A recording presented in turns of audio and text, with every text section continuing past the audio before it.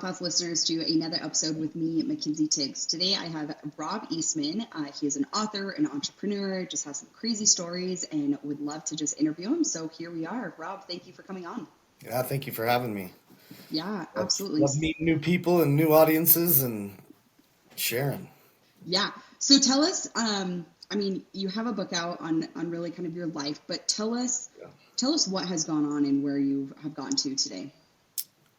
So my book is my memoir, but as I'm finding, as people are reading it, it's everybody's story. They're just living in the shame and fear of being honest, and it's scary, especially if you grow up in a religious area or keeping up with the Joneses areas, like everybody's in everybody's stuff. It's pretty scary. You want to put on that best face, and so growing up for me, I'm a redhead, have that extra gear, super hyperactive, and none of that really matters until you get to school. So I couldn't sit still like everybody else. My teachers are making fun of me.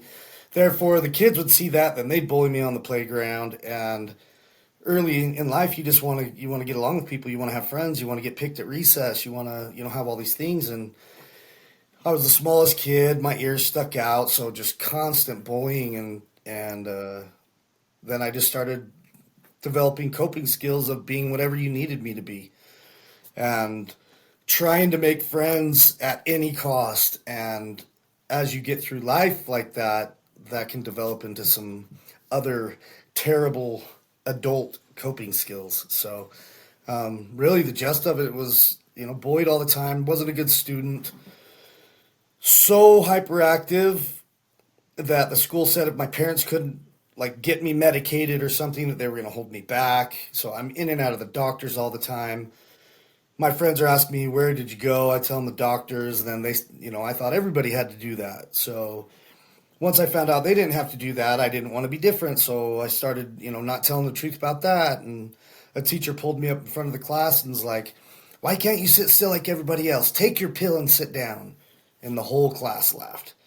So at a very young age, I identified that medication was bad and that I needed to be something other than who I was, because obviously people didn't like it, which struck up suicidal ideation in the third grade. I grew up LDS and was getting ready, when you're preparing to be baptized, everybody's telling you, you're going to receive the Holy Ghost, your life's going to change, everything's going to be better. And in my little mind, that meant I was going to be good at math. I was going to be popular. And then when I got baptized, I have a picture, I was the happiest kid on the planet. And then going back to school on Monday with nothing changed, that's when I first started waging a war with God. It was like all these people in my church lied to me. I can't trust the adults. The teachers at school are mean to me. It was just an awful place to be. And so that went on, and eventually I became the bully. I got so sick of people picking on me that I just started fighting back and standing up for kids that were being bullied, and that kind of ended up developing those skills that I was talking about that aren't very beneficial as you get older. And I thought in my head that if I was really, really scary or loud, that people would avoid fighting me or picking on me, and that just kind of transitioned into high school. But it was the only thing that ever kept me sane was sports. And I was always one of the best. So it was this polar opposite of when I'm in the hallways, I'm getting picked on. When I'm on the basketball court, football field, soccer field, wrestling mat, I'm the man. So I'm getting all these people cheering me on and loving me. But as soon as I go back over here, it's like I didn't know how to manage that. And so ninth grade was my first suicide attempt. And cops came, took the gun, took me home. And my dad took me out in our garage and proceeded to tell me asked me, do you know why you don't have grandparents? And I was like, no, I didn't really know what a grandparent was. We didn't have any. Mine all passed away pretty early. And he proceeded to tell me that his dad drove his truck off of a bridge, and a year later his mom committed suicide. And I'm just sitting there like, man. So my dad's worried about me. I'm the oldest son. I'm ninth grade, 14 years old. And the look in his eye was like, I could feel the pain. And it's like, I love my dad. I don't want my dad to hurt. So I've got to find another way to do this. And then also in our religion, I promised my mom that I wouldn't smoke or drink or do drugs. But you get to this place of so much emotional and spiritual turmoil, there's not much to do, especially where I didn't have the coping skills. Growing up in the 80s, we didn't talk about stuff. Like, that was a no-go. You just shared your testimony on what you'd heard the last 42 people say and sit down. And it just got to a place where it was too much, and I thought about suicide every day. And then I smoked weed for the first time. And it was like, oh my gosh, the pain goes away. And now I have friends and I have all this stuff. And I thought that was it. And what they didn't tell me was that eventually you're going to have to smoke more weed. And eventually the weed won't even take the pain away. So by the time I got out of high school, it was like, I smoked weed, I took pills, I drank alcohol. Shortly after that, I got into cocaine. Like, I never removed anything. The pain just kept peeking through. No matter how much I numbed out, it was just there. And really, after that, my best friend ended up taking his life, and it was just a rat race after that. It was like, and we can get into that. But growing up, great family. Like, my parents were awesome. I had everything I needed. The one thing looking back now that I've discussed, my dad passed away about 14 years ago.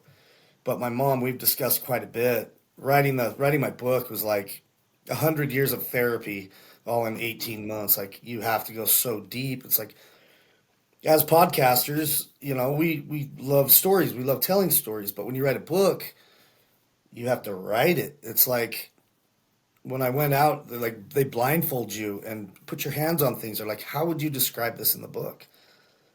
So as I'm going and looking back at what they did for me, because they'd been through so much, they didn't want to see me in pain.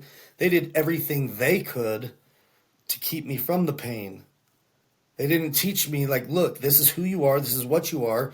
What skills do we need to develop in order to move forward? So we would do things a little differently. If to go back, and as a parent, me and my wife parent much differently. Education is huge. It's like, kids are going to get into stuff. They're going to screw up. They're going to fail. But did you educate them on it? Were they aware of the consequences? Do they know that these things can happen? And know that there's not happiness at the end of any magic pill or anything else? So it was really just overprotection and underprepared, and I think a lot of people identify with that. The way they were brought up, or, dad's job's mailbox out, mom's is mailbox in, and guys are tough and we don't talk about our feelings and we just get up, you could be sick at home or sick at work. You might as well be sick at work type of mentality, so I learned a lot over that. And really I've been doing this for about 14 years and going and speaking in schools and things like that. It's like, that's my drive, is just to make damn sure that no kid could ever look me in the face and be like, well, I didn't know. Mm-hmm. So my big deal, I want to educate and let people know what's really going to happen for those people that have parents that don't either dare talk about it or want to pretend like they're perfect or whatever, because we're losing kids, we're losing adults at an alarming rate, and it breaks my heart. And I think when my dad died, my daughter was like maybe 9 months old, but we didn't have any recordings of his voice. We kept his phone on for 2 years just so we could call and listen to the voicemail. Wow. And it's like, we didn't have many journal entries. So that's why I started a podcast. I'm like, I hate writing, but I want my daughter to know who and what I am, like, so she can hear my voice and she can know what I stood for. And then eventually got to the point where I was just like, I've been doing this for 13 years, like, front lines, people call me before they call 911. Like, I've been in the trenches. And if I were to do all of that with nothing to show for it, no lessons to teach, no whatever, then that dies with me. And that's really what sparked the book. And it's going to change some lives. And I know it already is. And it's, like I said before we got started, I got to like the 25th chapter, and there was something, I went super raw in this book. And there was something that happened to me that I just went all in on the dictation, because I had a ghostwriter help me, because I'm not an academic and I don't know where to put the periods and punctuation. I would have wrote a book 10 years ago if I knew somebody could help me.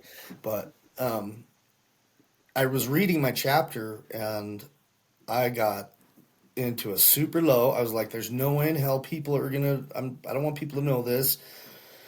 So I called my writer and I'm like, hey, I think this is good. Let's just wrap it up in a couple chapters and then I'm going to get a print and give one to my daughter and one for my family. She's like, nope. It's like, I've fallen in love with this story and it's so many people's story. It's like, it's not yours anymore. I was like, oh man. So it has been true to that. And whether they're 80 years old, 10 years, I've had a 10-year-old read it, and I wrote it so that a 10-year-old would understand every single word in there. If I'm reading a book and I don't know some of the words, I'm out. Like, I don't want to feel dumb while reading some educational stuff. So, religious, non-religious, like it's touched. There's at least one piece, if not 100 pieces, that people will take from this. That's awesome. So, I want to go back to that time, in third grade of like even thinking of suicide. Like, what do you remember? Like, what was truly going through your head where you're like, I don't want to do this anymore, and like the result or like my conclusion is to kill myself. yeah. So obviously, anybody that grew up, born in the 70s or 80s, would remember we had like 4 channels on the TV, and half the time nothing was even on it. And people did not talk about suicide. They did not talk about addiction. They did not talk about rehab. They did not talk about any of that stuff. And I remember the feeling of not wanting to be there, like just how can I disappear? And I don't think the first thought was about like death. It was disappearing. And then a kid in my ward, he got put into a place that it was a juvenile detention center. It was called Moita.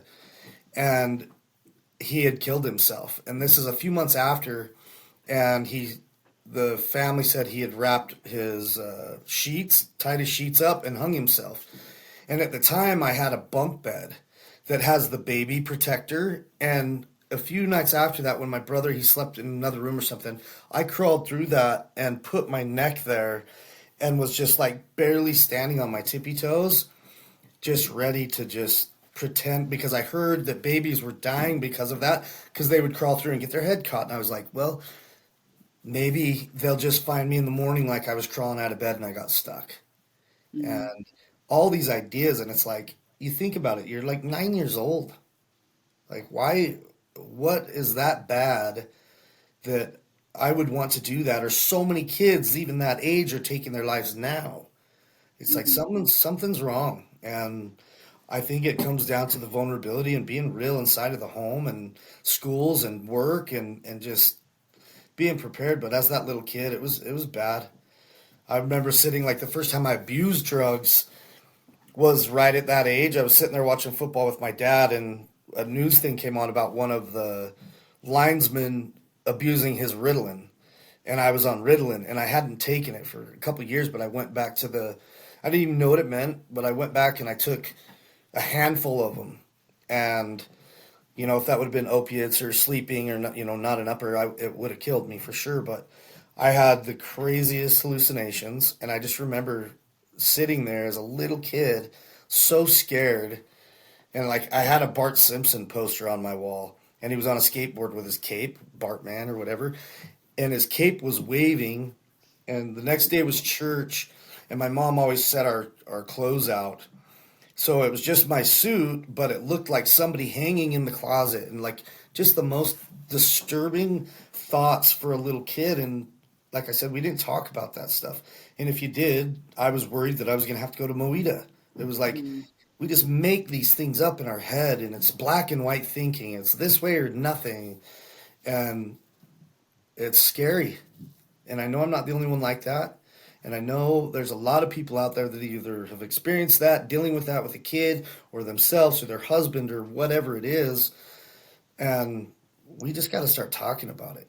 One of the first things that I talk about when I go to a school, I say, stand up if you personally or know somebody who deals with anxiety, depression, self-harm, porn, addiction, suicidal thoughts. Stand up. 100% of the people stand up. And then I say, look around the room, because everybody's afraid to be the one kid. Like, I don't want to talk about my family because they're messed up, or my mom's this, or my dad's this. It's like, And they look around and they're like, holy shit, this is crazy. And then I said, okay, if you feel comfortable talking about that, please stay standing. Almost 100% of the butts go back in the seat.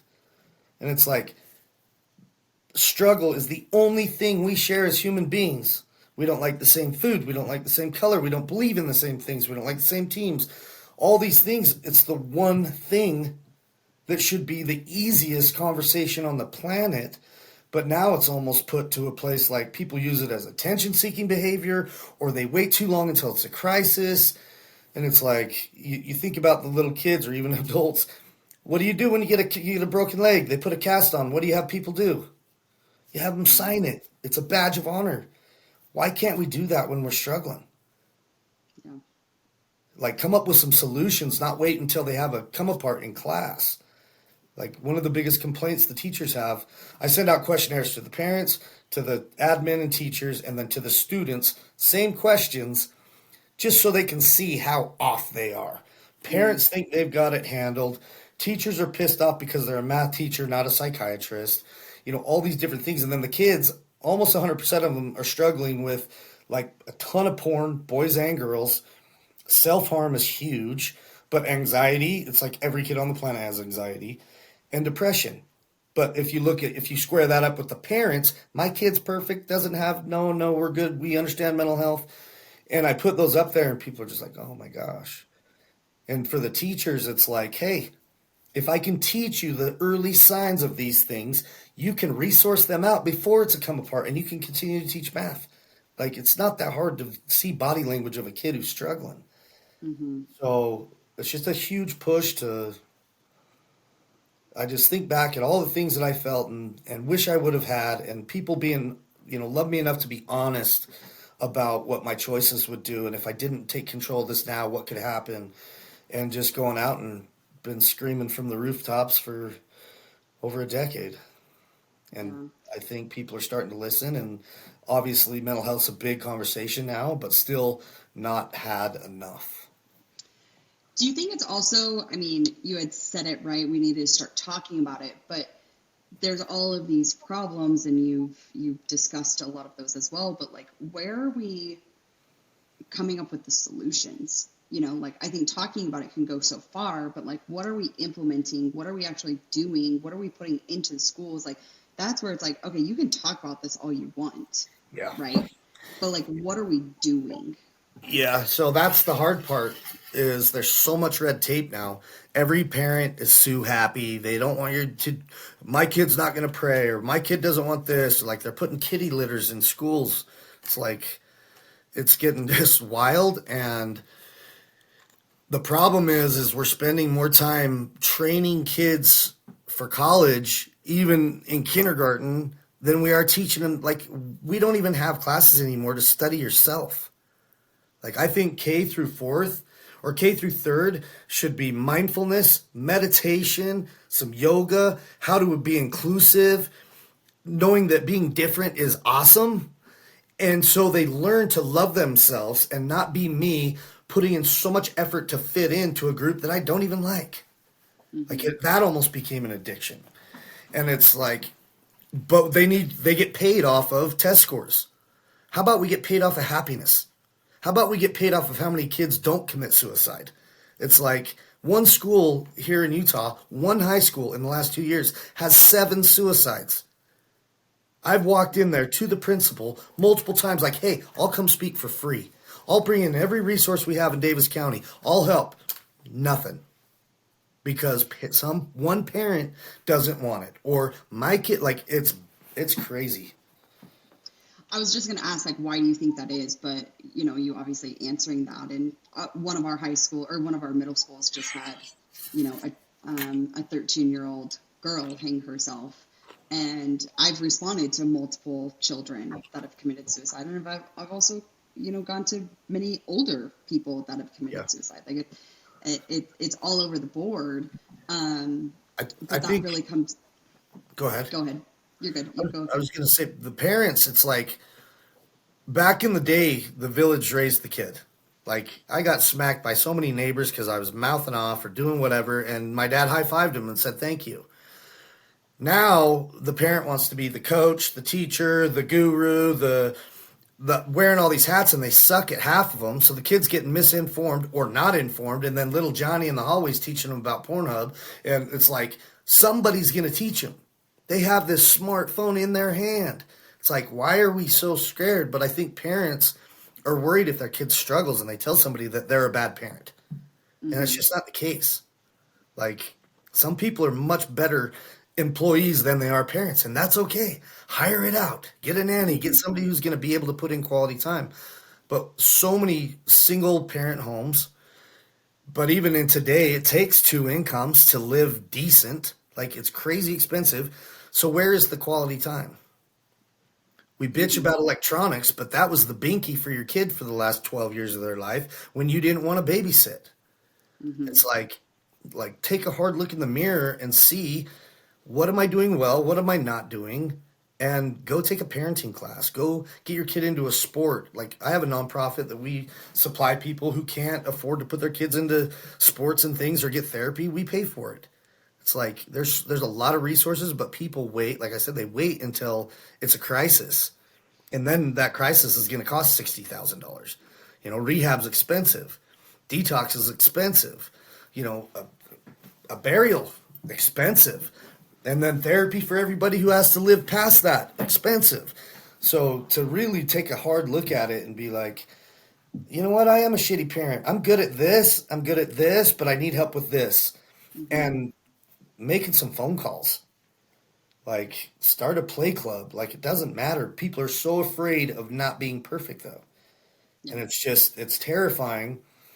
People blame it on social media. Everybody puts out their best stuff or whatever, but hopefully none of us are dumb enough to believe that that's somebody's real life and that there isn't some cracks in their foundation, behind the scenes.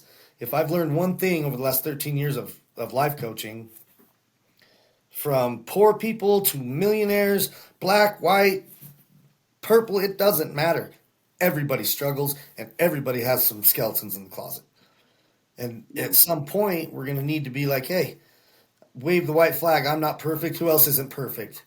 It's like, it wasn't until I started sharing my fails that I actually had real friends. Like, wow, this whole time I thought I was supposed to not tell the truth and pretend to have friends, but now being real gets me friends. It's like, it's just a crazy, society's crazy right now. Yeah. How did you learn these and restructuring these belief systems? Because I mean, for so many people, and you definitely nailed it on the head, where it's like, as children, right, is like, that's the only belief that they know is what's occurring and what's around them. And children don't know how to express that. They're if you think about it, like, these 7-year-olds have been on the earth for 7 years. And 4 of them, they haven't even comprehended things. So 3 years that they're understanding, like, what is this? And they're getting taught by people that have never regulated their nervous systems or emotions or feelings. So it's like, this is a complete, like, across the board dysfunction. Yeah. So where did you, in your journey, get to a point where you had these disbeliefs, you had this, drug addiction and, all of these struggles? Like, how did you get yourself out of that point? So I went to rehab in 2007 after I lost 2 friends to heroin overdoses. The night of one of their funerals, I overdosed, died 4 times, flatlined 4 times, spent 10 days in a coma.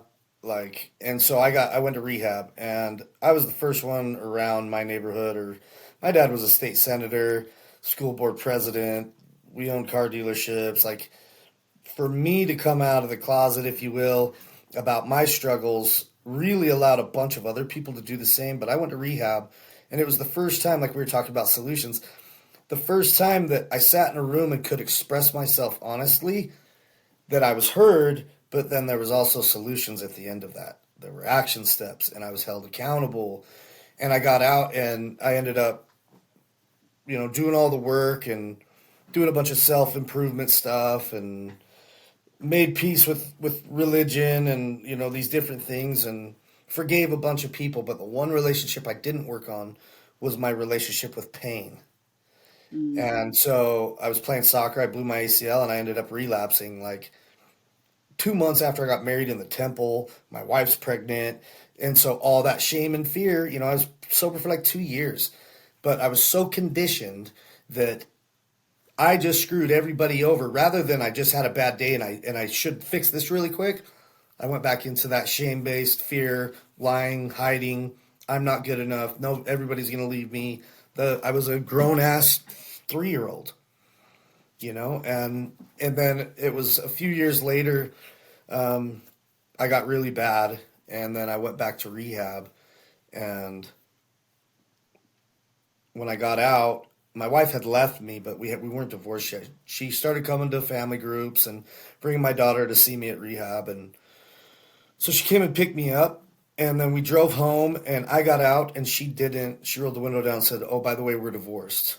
And I was like, "Well, you couldn't have told me while I was in rehab so I could work through this." And shortly after that, and there's some of the stuff in the book that I won't get into, but um, I'd been kicked out of the house before. I was living with my parents, and I was just gotten so bad. I tried to attempt multiple times with just a big overdose, but I kept waking up. Like I shot up enough heroin that would kill 10 people.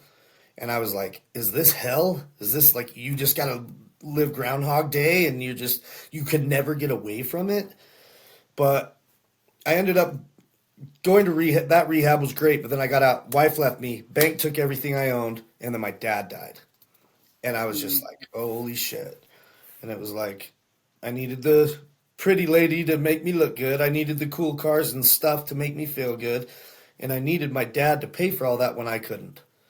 And all those things were taken from me. And unfortunately, it took all of that in order for me to humble up enough to take a hard look in the mirror. Like I was doing rehab for everybody else to get them off my back, to get back in their good graces. And so all those things being gone, I couldn't afford a therapist. And so I got a Pell Grant from the government, and I went back and I studied only psychology because I wanted to know why I was so messed up. And I was like a 1.3, 1.6 student. I hate school. But as I'm reading and I'm studying and I'm sitting in class, it was like I could retain like 90% of the book. Like I could regurgitate it word for word because I could apply it to something that had happened in my life. So I fell in love with psychology, and the only other thing I was good at was athletics. So I started training people for free in the park and applying psychology lessons to the workout. Mm. And that ended up taking off. Now that's what I've done for the last decade. It's called Empower Fitness. Um, but as I really took a hard look at what does bipolar mean? What is ADHD actually? What is anxiety? What is depression? What is sleep disorder? And like applying, like there's a spiritual side to everything, but there's also a science side. So I'm like, oh my gosh. And I just started, like I went and got a full psych eval to see how my brain worked, how much damage I had done. And it showed that like 70's mentally retarded and 110 is genius.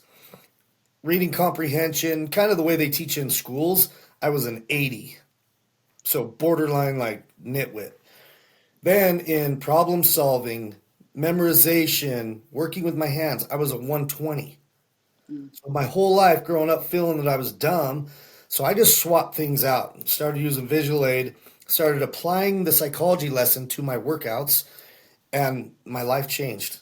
Like I went all in on me. I stopped studying any other thing. My psychology professor's like, dude, write your story down and study you. And Mm-hmm. that was the best advice I could have ever had. So many people wear that badge of honor, like, I have anxiety, so I can't do this. Or I have depression, so I don't have to do this. And they use it to get out of shit, and their world gets really small, and it ends up being not very fun, and nobody wants to be around. So rather than using it or playing the victim, I was a really good victim.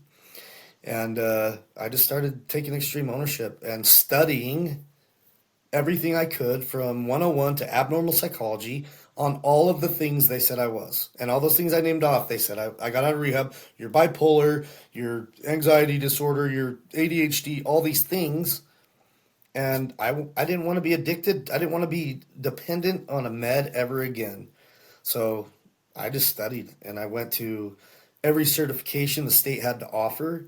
and I still have continued. I probably have close to a doctorate level self-study psychology. And I find it fascinating because we are our best asset, yet we spend so much time on other shit. Yeah. It's like you don't have to be a hippie to do self-help. Like yourself. Like how many times do you want to go to the doctor? How much money do you want to waste on medications? How much time do you want to spend off of work, missing out and not paying bills and stress? And it's like if you have anxiety, don't wake up and double fist a Red Bull. Like eat something, drink some water. There's just so many things that are just at the tip of our fingers of self improvement, but people want to they play the victim. Like ego works both ways. I'm better than or worse than, and people don't understand that. So you're putting in this hard energy either way. That's still ego. You're still pride. Like, I just think it's super important that especially for our kids, if they're spending an hour on math, hour on English, hour on science, all this stuff, they better spend an hour on themselves. Mm-hmm. Like learning emotional vocabulary, understanding how they really feel, not letting it spiral out of control. Like what just happened in my day that I feel this way and correct it.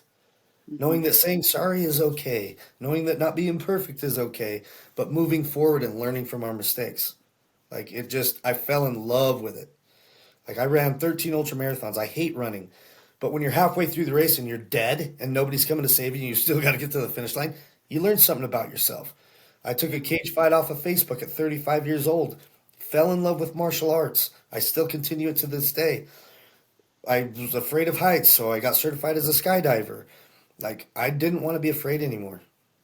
And everything that I'm talking about is in my adult man, covered in tattoo guy.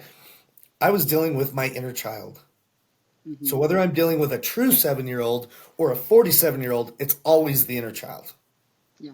Whether they've been through 5 divorces, life's a mess, wrecked their business, those behaviors were learned and protected them at a young age and no longer serve them. But they didn't take the time to find out that their beliefs, what's been passed down from generations, it no longer serves you. And that's okay. And people are afraid of that, like whether it be religion or how families operate or daddy drinks, so it's okay that I drink. Like, it's just, we have too much information to keep going down that road.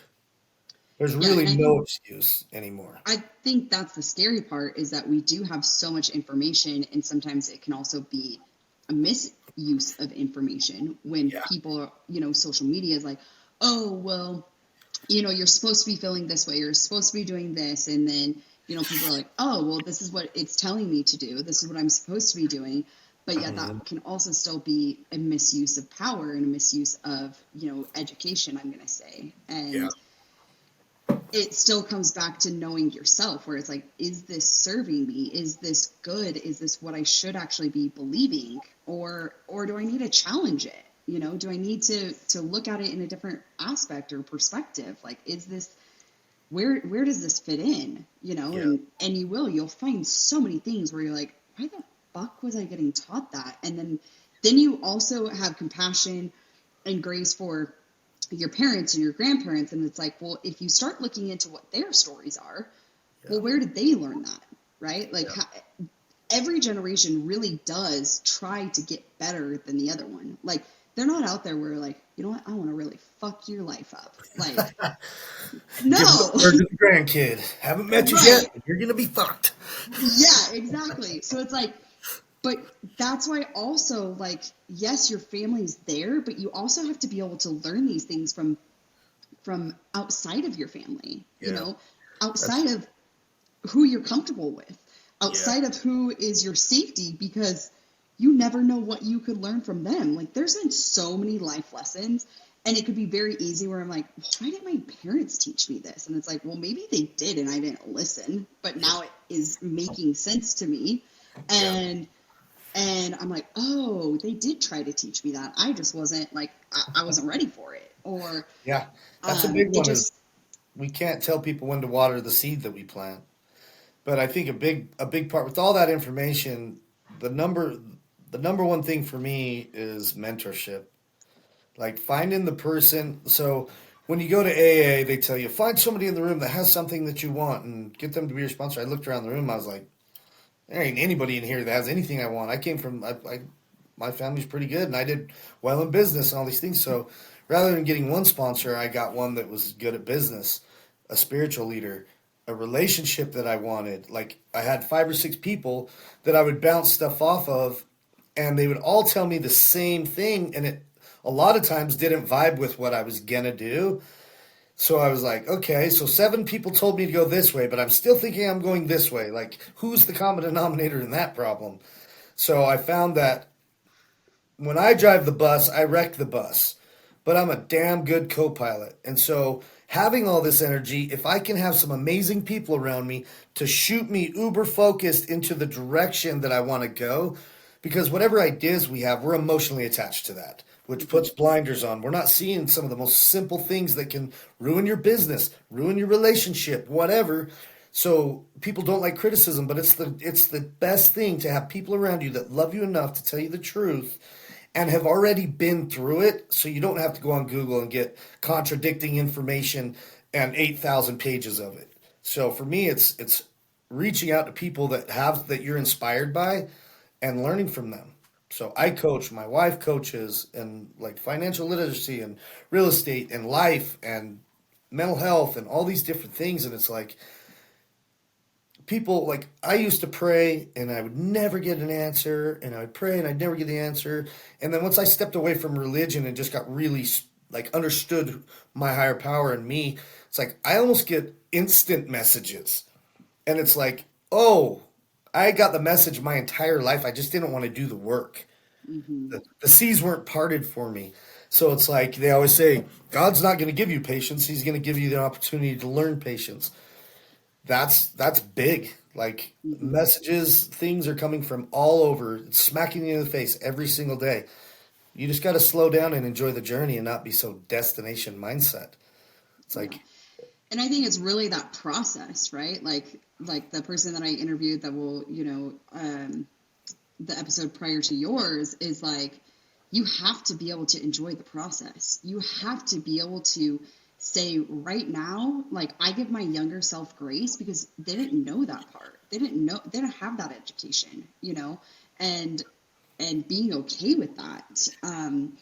The other part that's, I connect with so much is I remember when I was getting my psychology degree, people were like, oh, I don't want to talk to you because you're going to like read my mind. I'm like, I don't give a fuck what your mind is saying. Like, I'm trying to figure out my own. Like, and looking back, it hasn't been until like, I would say the last couple of years where I'm like, I was going to like, I really was getting my psychology degree to figure myself out. Like, I really do feel like I didn't like have that exposure.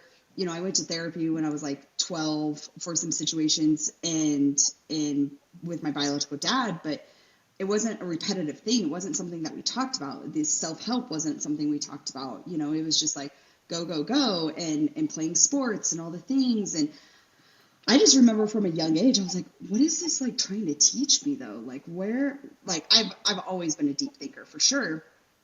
But it's funny that you say that about like your experience with psychology, because it's like, I was just trying to figure out what the fuck I'm supposed to be doing. Like, I don't give a shit what you're doing. Like, I want to know me. Yeah, a lot of people are so concerned about keeping up with the Joneses or the way that they appear to others, but when they go home and appear to themselves in the mirror, they hate that person. But they're unwilling to do the work necessary to be human, to make some simple changes. It's like I remember I laugh at it now. I remember talking to my dad before he passed away, and I was just telling him, I'm like, man, if I could just make 40,000 a year and had a car and a place to live, I would be great. And he's kind of rolling his eyes, and I got upset and all these things, and it's like you get to 40,000 and you learn so much along the way that 40,000 isn't that cool. And it's you finally can afford the car. It's not that cool. It's like you get the girl. It's not that cool. It's like, so I had to slow way down and enjoy the journey, because every single time without fail that I feel like I've arrived, my higher power is more than happy to knock me off that pedestal with a reminder like, no, this is a false summit and you better get some rest because I'm kicking your ass tomorrow. So Yeah. I stay on the low ground and just keep climbing. And when I have a good day, I thank him for that and give myself some grace and tie my boots on the next day and get ready for war. Yeah. And, ultimately I love the good days, the bad days. It's like, if you're present in all of that and you welcome the pain, like you can learn so much from that emotional, spiritual, or physical pain. It's like, what am I supposed to be learning here? And instead of just repeat, banging your head off the wall, having like people that are like, oh, I've had a bad year. I'm like, you can reset your day. Like, you gotta pump the brakes and take a hard look at what's going on here, Yeah. because Yeah. they're just, I don't know, I love it. I love the journey. I love working with people. I love working with people that are willing to be vulnerable. If Hmm. I go out and I'm meeting new people or whatever, and they're just sitting bragging about how great they are, I'm like, first question's always like, well, what's gone bad in your life? And if they're not willing to share some stuff, I don't even want to be around them. Like, Hmm. I was the fraud for a lot of years. I don't want to do that anymore. I don't want to wear any more masks. Like, I'm done with that. So, And it's cool to see that there's multiple facets of you, right? Where it's like there's multiple things that you can mentor on, but also that you can get mentored for. And I think people want us to be just one specific thing. Like I was having a conversation, about like my speaking, and they're like, you need to have one keynote. And I was like, no, like I'm having multiple. Why? Because I can have multiple conversations. There's multiple facets of me that I can speak on that can be very impactful. So no, I'm not having just one, yeah, and that's, I like it, that. it it's just a lot of like putting yourself like you need to be known for this, and I'm like, yeah, for being me, you know. That's why I love that. One of my favorite speakers is Eric Thomas, the hip hop preacher. Mm, And I was talking to him when I was in California one time, and he said, "You'll never be the best copycat, so just be yourself." And that hit me so freaking hard. I look back, it's like the first literally 31 years of my life, I wore a different costume in life to try and see my place rather than just sitting still and asking myself, where do I want to be in a year? Where do I want to go? Who do I want to be? And just go do that. And the things that happen along the way are freaking magic.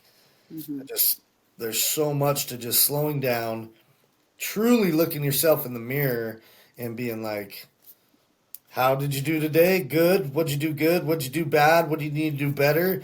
Give yourself a hug and go to bed. It's mm-hmm, like we're so hard on ourselves, or we pack away the lies for so long, and then we don't even remember why we're down. We're just depressed. mm-hmm, It's like because you put a whole bunch of white lies and let people cross your boundaries, and you kept just being of service to everybody, but nobody was filling your cup, and then next thing you know, you're just empty. mm-hmm. Happens a lot in relationships. It's like it's tough. Yeah. So just being the best version and doing the work, I think is key. You'll find if you start coaching and life coaching with people, those that want to have like, because they have a life coach, their life is going to change. They don't want to do the work. It's like, man, they sucked me dry. So now it's like they call to work with me. I'm like, I interview them back. Like, Yep. if you don't do the first lesson, we're done. If you Mm-hmm. like, I don't want to teach Monday's lesson on Tuesday, Wednesday, Thursday. And if we talk about a problem, I don't want to hear the same problem in a week. Like, you got Mm-hmm. to do the work. Right. What does it mean to you? I mean, to truly do the work. Like, I think that's talked about a lot of times, Yeah. but like to you, what does that mean to like doing the work? So, man, there's a lot. I'm kind of an extremist in that stuff, but it was like just an easy example. So you're afraid of heights. Yeah, and just thinking about it makes you scared or whatever. It's like doing the work for me was going out, sitting on the edge of the cliff until the fear went away and I saw the beauty. Mm, It's like I don't have to love that thing, but I do need to experience. I need to sit with the pain. I need to sit with the fear and become friends. Like I always say, I invite it to the dinner table because the more I know about it, the less I'm going to have to see it. mm-hmm, People want to avoid and that, like, you're fat, so you get bigger boobs or you get a facelift. It's like, no, just go to the gym.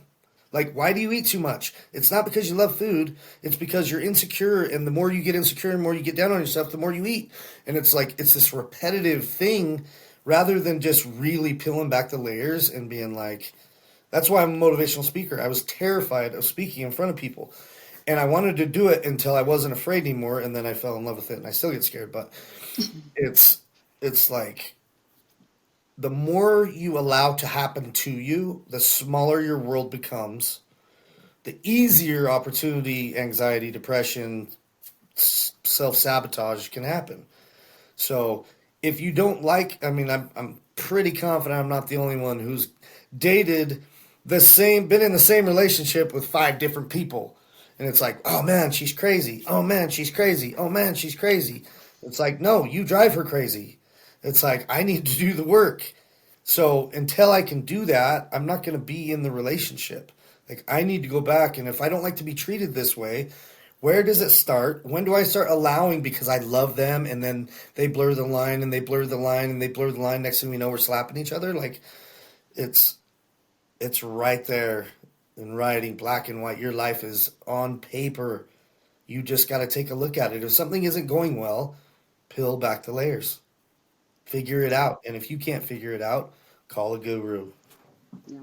Yeah. Somebody that's not What are some of the emotional. lessons, like how did you build your coaching out? How were you like, all right, these are the lessons, this is what I'm going to teach on? Like how was that process for you to decide, like, okay, now I'm going to be a life coach. Like, I've got a lot of knowledge, I've got a lot of wisdom, I have a lot of these experiences.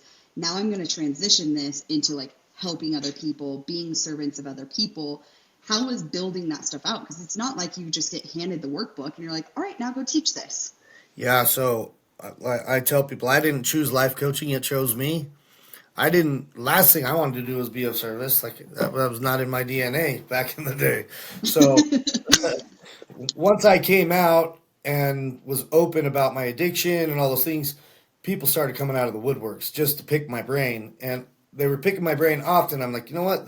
I'm giving up a lot of free time. So I just started charging. And I liked what you said before is like, not one keynote. I'm gonna be the keynote. Like, I don't have a program. Like, I do little steps here and there, but in general, if you're having a bad day Monday and it has to do with your wife, Tuesday has to do with your work. Like, my coaching program, I work with people on my higher end one. I work with them 4 days a week, and we deal with whatever happens those days. And Mm, if they're doing good, then fitness is always a part of it. Nutrition is always a part of it. Then how can they better achieve their next goal? Like, I used to come up with the best business plans, and then I took it to somebody who was actually good, and they took out like 72 of the steps and said, "Do these four things and don't come back till you've done it." And I was like, "Oh man, I overcomplicate things." So to simplify their life and to help them, like, it's cool. Oh, you want to make $1 million this year? Great. Are you happy? mm-hmm. It's like the $1 million is not going to make you happy.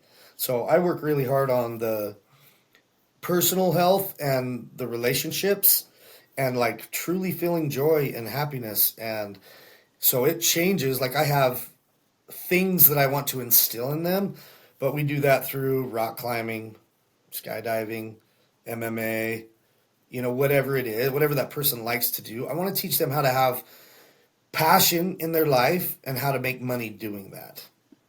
So there's a lot of coaching programs out there that are the four pillars, ABCD. But the people I encounter, they're all over the place.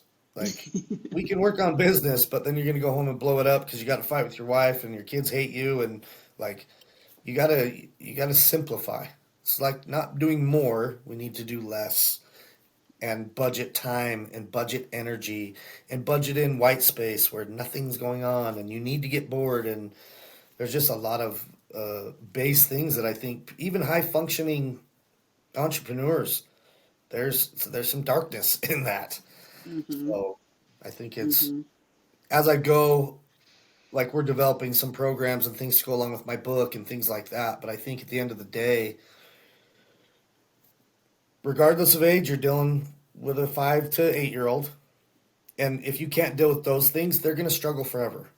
Mm-hmm. Because if they can't love and respect that little kid inside, people say, What would your 8-year old self say to you? Like once you do that, once you heal the wounds from the past, life is not that crazy. You don't have bad years. You don't have bad months. Like you learn to just reset the moment, smile at the pain, laugh at it, and move along. Because failure is 100% a part of the game. If your higher power is a fearful person, you need to find a new one. Like, my God loves me. He thinks I'm hilarious when I screw up, and he's going to love me regardless.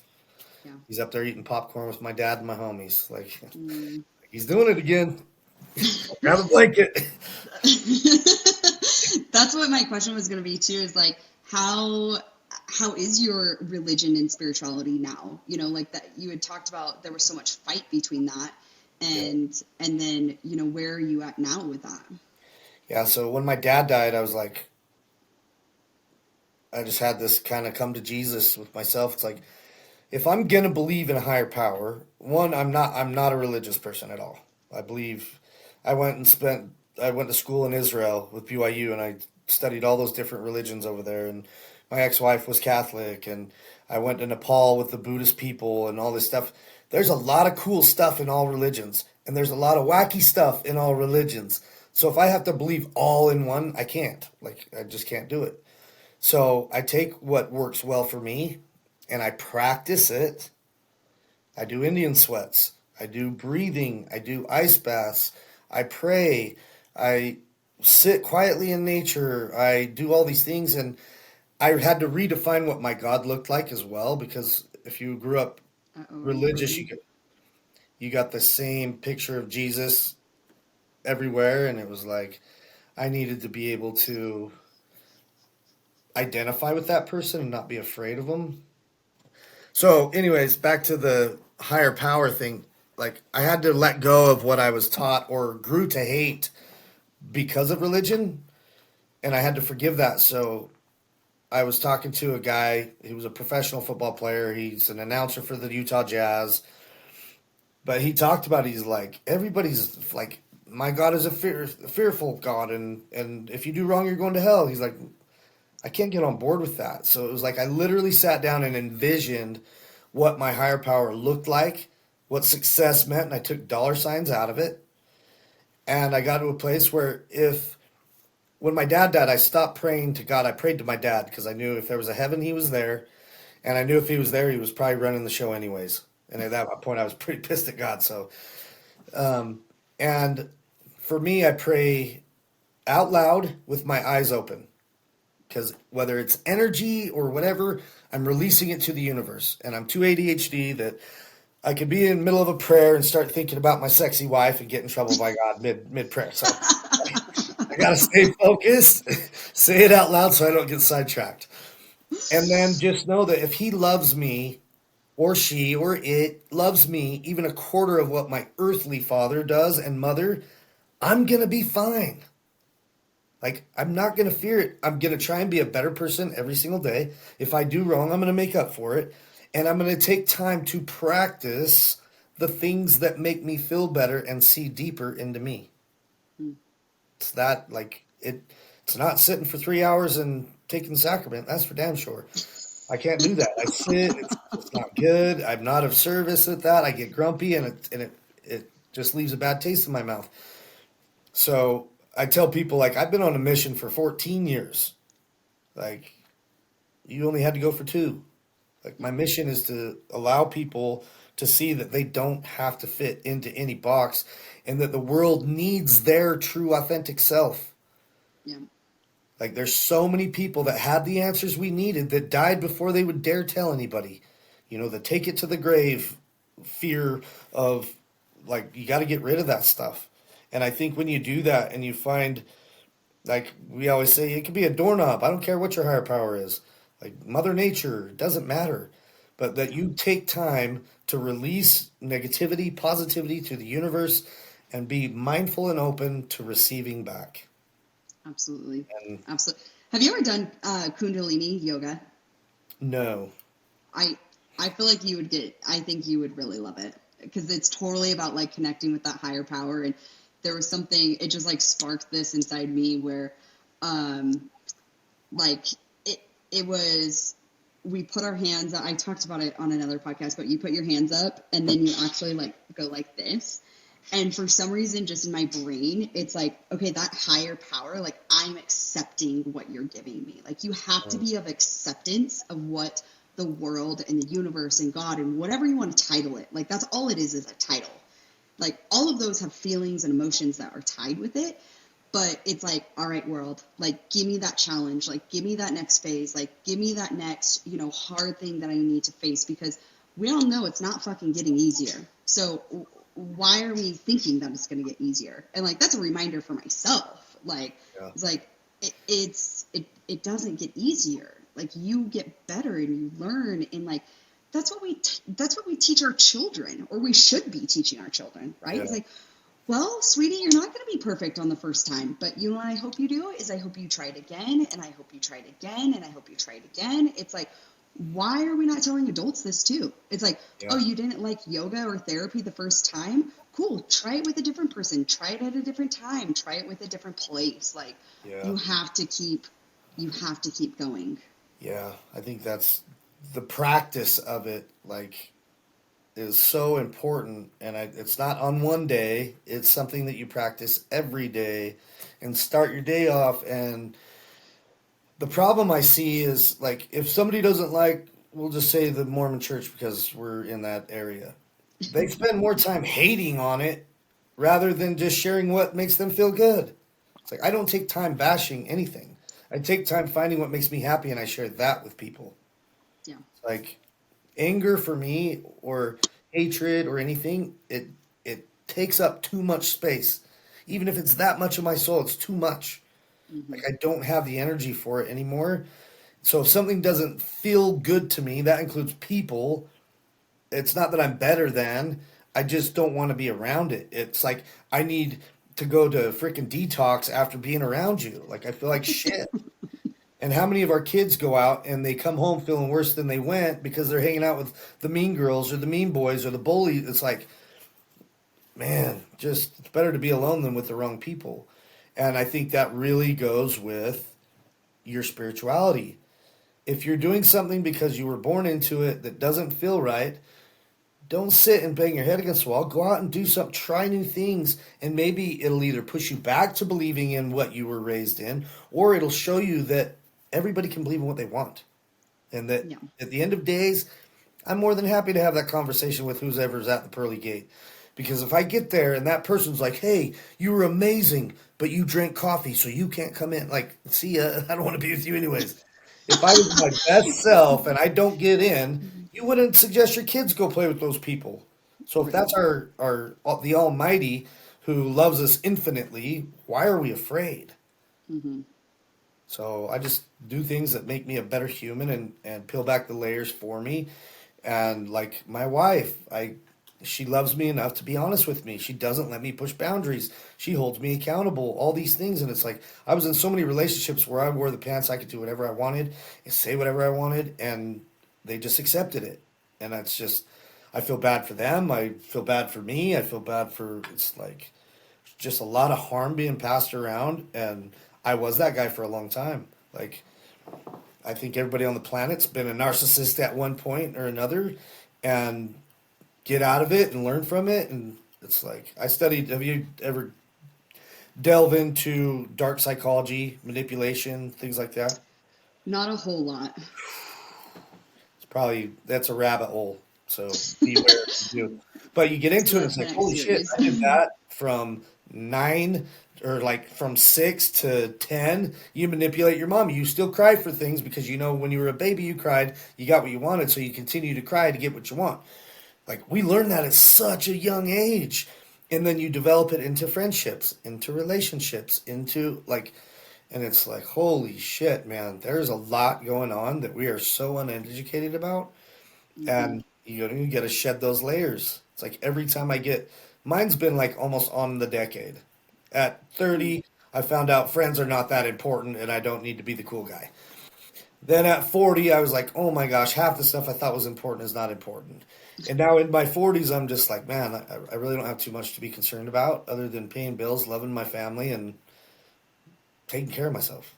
Like, giving value to people. Like you're yeah. a very servant heart of the knowledge that you've And gathered, and you're willing to share yeah, that with other people. And I think that's truly of being a service to others is where we connect with, that higher power of ourselves is yeah. like, I think originally I started out this journey.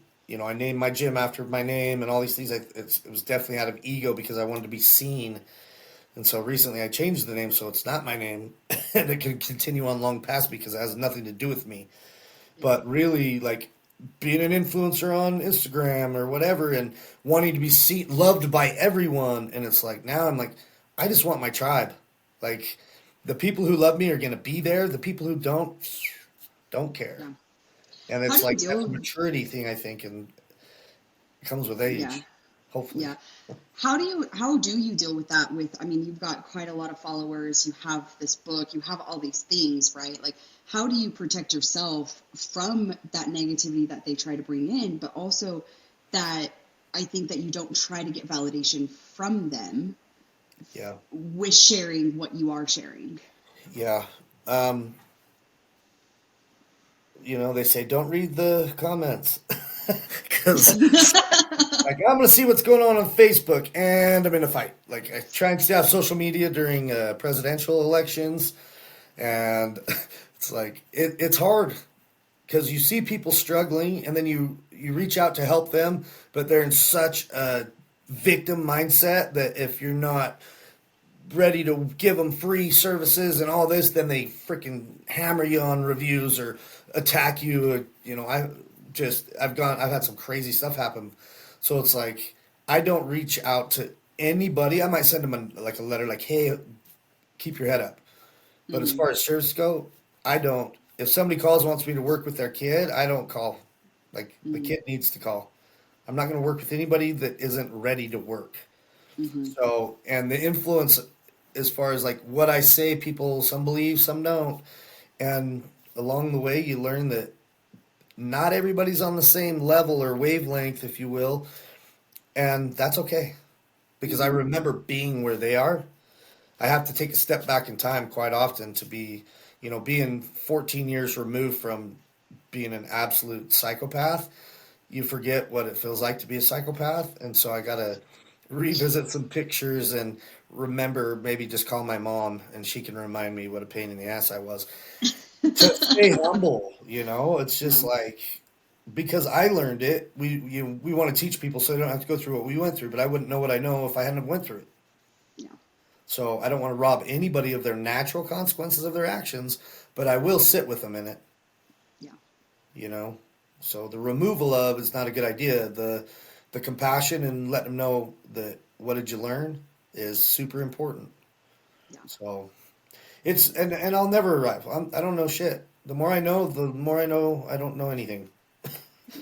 It It's is. like So you're like, that's oh, you got to okay. take a break from psychology sometimes. It's like, oh shit, I'm getting Yeah. crazy here. So Yeah. it's just It one of is a those things that process. the ones that need it will get it, and the ones that aren't ready for it won't. Yeah, absolutely. Absolutely. Well, Rob, I appreciate our time getting to be able to talk. I can't wait to be able to connect in person. I know that will happen someday, and that's a thrilling, part where you can. I mean, the glorious thing about social media is you can find people that are on that same wavelength Yeah, and in that fight of that same fight with you. And that's how you and I got connected. And that's really cool to be able to see, everything has a good and a bad. Everything has a positive and negative to it. It's just like, you need to decide, you need to figure that out. You do need to do the work like you had mentioned, and surround yourself with people that are in your tribe. Like, I'm like, I love it. I'm like 31. I'm like, you're either in my tribe or not. Like, you're either in my gang or not. Like, I'm not afraid anymore to be like, yeah. no, Done if convincing. no convincing, and I'm like, you either like me or don't. Like, there's enough people I know that do. So, I mean, you're one little like person in the world, and it's fine. Yeah. Um, but I appreciate your time. How can people reach out to you? I'm most active on Instagram, and it is Tattooed Life Coach and the number 8. And then Rob Eastman on Facebook, and then robeastmancoaching.com. And then my book is Warrior in the Garden on Amazon, on Barnes & Noble online. And yeah, So to chat, to be coached, to have a pump up session, whatever. But I appreciate it. You need to hook up with a lady. She's in your area and she's super awesome. Her name is September Frogley, and Cool. she's awesome. She lost her Cool. brother to overdose and is going ham on mental health. She's super cool. I think she's in Meridian or Eagle or I don't know, one of those places. That's Close awesome. by, but she'd be a cool contact for you. So, Yeah, but absolutely. thank you for having me. And if you would like to be a guest on my podcast sometime, we'll swap it out. Absolutely. Absolutely, Rob. So I appreciate, I'm going to stop the recording. Listeners, I appreciate you for coming on for another journey, another discussion, another person that we just get to hear their, experiences. So all of his contact information will be in the show notes. So please go in there.